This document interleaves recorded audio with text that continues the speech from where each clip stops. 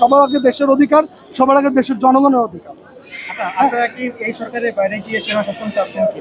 না না, আমরা চাই নির্বাচন হোক, নির্বাচনে লেভেল প্লেইং ফিল্ড থাকুক এবং নির্বাচনে সকল রাজনৈতিক দল সমান অধিকার পায়।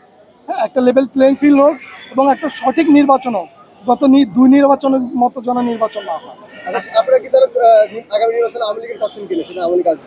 না, এটা আমাদের চাওয়ার উপরে, আমরা চাই আমাদের অধিকার। আওয়ামী লীগ আসবে কি আসবে না সেটা নির্ধারণ করবে এদেশের জনগণ, এদেশের আইন। কারণ আওয়ামী লীগের কার্যক্রম অলরেডি নিষিদ্ধ আছে, ঠিক আছে? এটা নির্ধারণ আমাদের চাওয়ার কিছু না। আমরা চাই না, আমরা তাদের সহযোগী ছিলাম না, আমরা আলাদা রাজনৈতিক দল, তারাও আলাদা রাজনৈতিক দল। সহযোগী কাকে বলে? আমরা তো জাতীয় পার্টি, তো আওয়ামী লীগের কোনো সহযোগী সংগঠন না।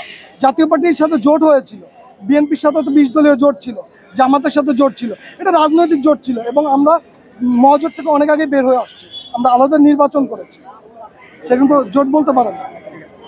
ধন্যবাদ।